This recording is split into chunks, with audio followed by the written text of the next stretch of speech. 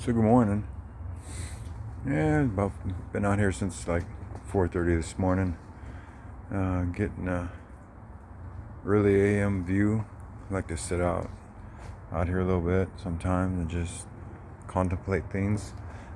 This big block of wood came off the end of a totem pole, just like this one over here. It was cut off the end. Somebody ordered a log, something like the same length as this one.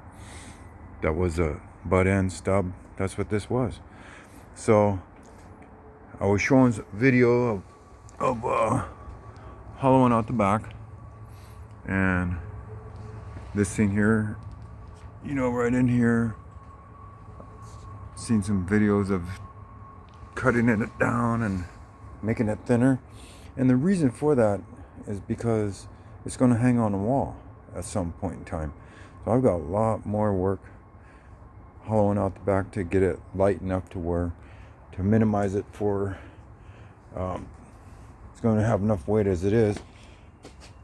Thinking about having it going up on like a big business, big corporate wall, museums, stadiums, who knows, whatever, just establishments that would accompany something that size.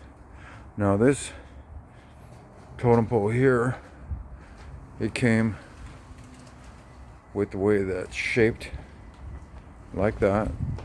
It's this one's 36 inches wide, 18 inches thick all the way through, 16 feet tall. So when you take a look at the way it's set up here, kind of hard to see in this light, but that's okay. You get the idea when you come back here, and that helps lighten the load, makes the log lighter. And when you hollow out the back of them,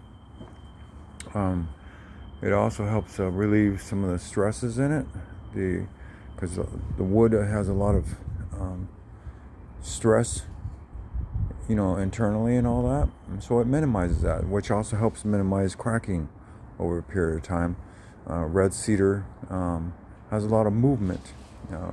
61 degrees out here today at 4:30 in the morning. Wow, amazing, huh? It's been in the 40s here for quite some time now, so we're having a nice warming trend going on here. So let me come over here and plug in. Oops, sorry about that. Looking at the side of the wall. Okay, now we got the overhead light on, so you get an idea. So like down below here, all along the length of that, you can see that it's been shaped and milled out that way, all the way through it. So that, like I said, there's a lot of internal stresses within the log, and that helps to minimize that. Plus, it also gives it a place if they wanted to have when they stand this up, any totem pole for that matter, mount it to a pole. If it stands up outside or wherever, they're gonna put a pole there, and a metal pole or whatever, a beam, something to bolt it to, and that allows it to have a place for that to go as well. So coming over here, getting a look over here in the back side.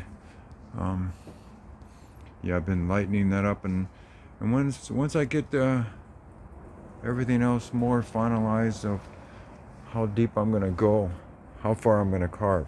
It's like on here as an example.